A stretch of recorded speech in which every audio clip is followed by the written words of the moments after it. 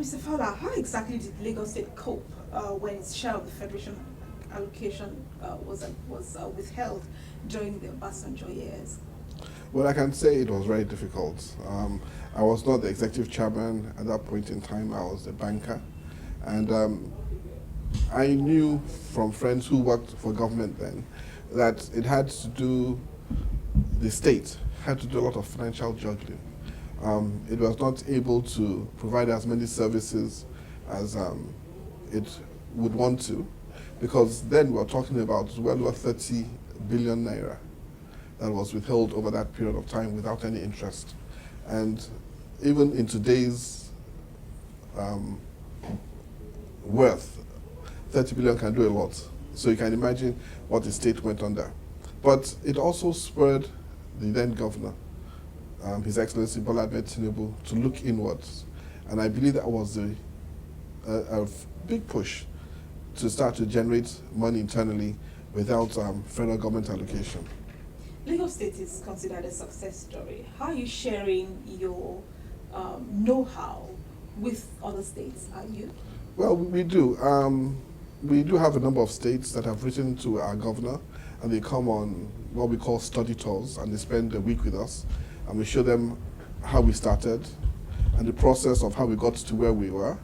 We're also members of the Joint Tax Board, so when we do have GTB meetings, we exchange ideas.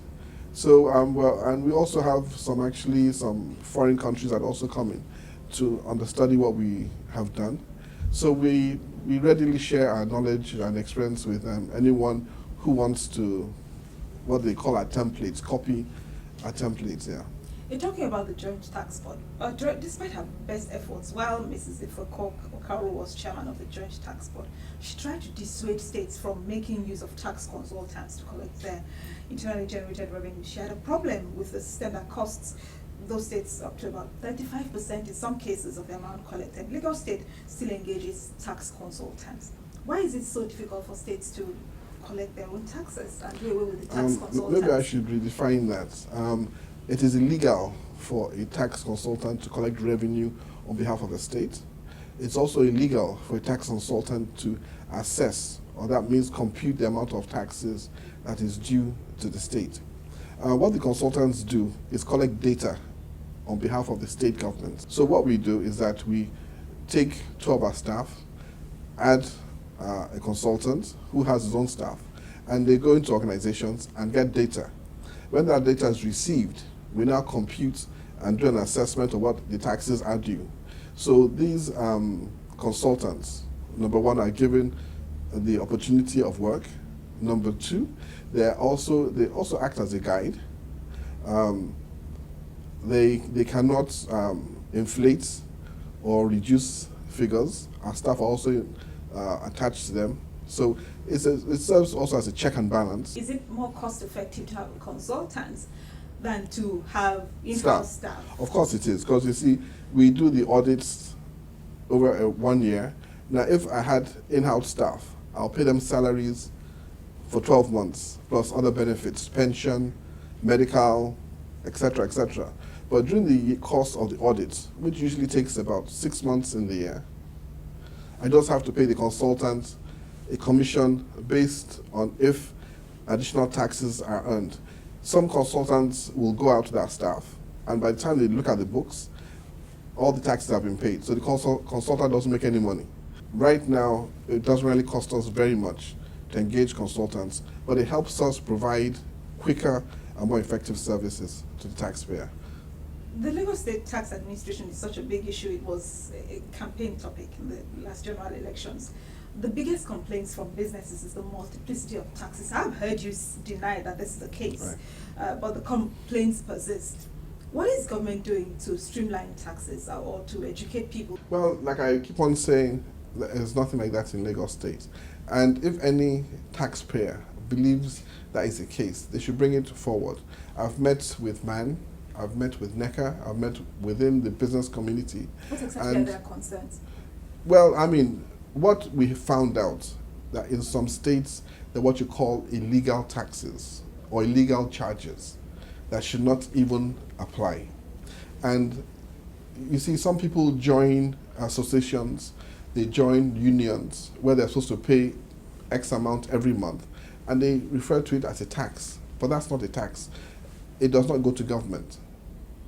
So where you find people waking up one morning and saying that they're coming to collect generator tax or phone tax on behalf of government, we say people should resist it and just come to any of our offices and we'll go and find out what has gone wrong. We also publish all the legal taxes and levies that can be collected by the state and also the local governments.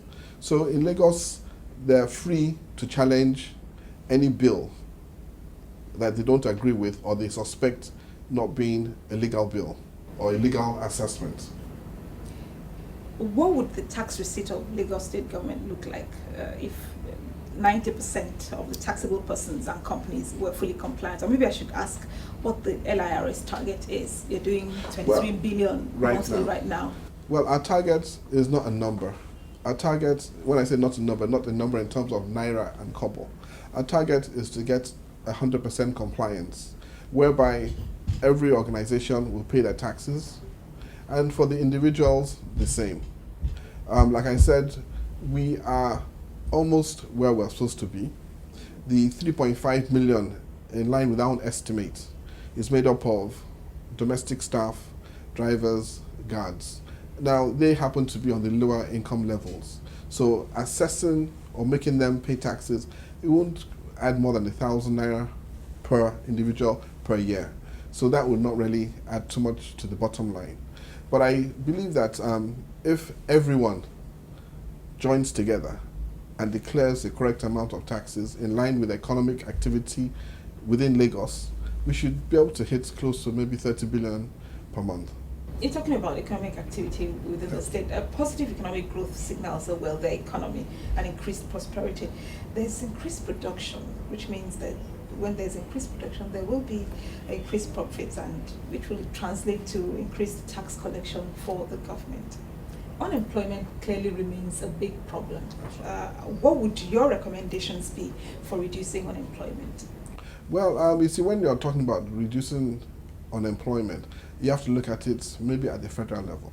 A lot of young people come into Lagos because Lagos is working. Lagos gives them opportunity to work, whether you're going to work on a site or whether you're going to sell recharge cards or whether you're going to set up a restaurant for all the people who have come into work. But that still does not really employ people.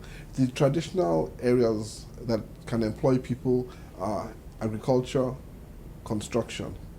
And we have a lot of young people who even studied agric science, but there's no farm for them to go and use their skill.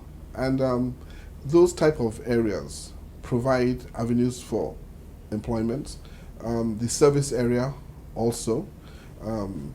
But the federal government has to structure the economy in such a way that people are not just looking for contracts. You'll find out a lot of people, you ask them what do they do, I'm a businessman, I'm a businesswoman. They just want to find something to buy and sell. Now that doesn't promote employment, doesn't add any productivity within the system, especially if the items they're going to sell are imported from Ghana, London, Dubai, and all that. Doesn't really help the economy. So I think the present or the government that we're expecting, the APC government, has seen this and has focused on the unemployment issue. And I believe they're going to make changes. Now, let me give you a simple example. You're traveling from Lagos to Ibadan. You pass so many wooded areas that can be turned into farms. I think within Lagos, for example, we have areas that have been allocated for farmland. All those areas should have farms. If it even means that the government will help clear the land, even bring in tractors, clear the land for the people who have that land. Those people will employ young people to help them till the land and plant crops. Those young people, when they get paid, they'll pay taxes back to government. So I think we have to look inward and promote certain types of businesses, opportunities that create employment. And number one on the list is agriculture. Teaching also. There are a lot of schools that you find out that they don't have enough teachers, both private and public. So maybe if the government helps train a few more young people and they can go into the education line. Please describe to me these 10 years you've spent as chairman of the LRS and the biggest lessons you've learned from this experience. It's been a very interesting and I think rewarding experience. When I say rewarding, is that we have come in and we have partnered with the people. We are one board of internal revenue that has offices in all the major markets within Lagos. Our staff don't have to go around with policemen. They have been accepted by the society within Lagos. And people see us as offering a service. And that service is to make them pay their taxes so that government can serve them better. Also, we have seen what this additional revenue has done within Lagos. Like people will tell you that you can have a vision, but a vision with no finance is a dream. So we have witnessed and seen Lagos transform and become the type of mega city that you and I would be proud of. And I think based on that, all of us in LIRS are very pleased to be of service to Lagos State and happy about the present outcome. Will you be seeking another term? I'll be 10 years in November 2015, and no, I don't think I'll seek another term. Mr. Babatunde Fowler, we thank you for your time. Thank you very much. And we thank you for watching. Please join us next time when View from the Top returns. But between now and then, let's continue our conversation online at channelstv.com. Also send me your thoughts on Twitter at ModelingSY. Thank you again for watching and have a good day.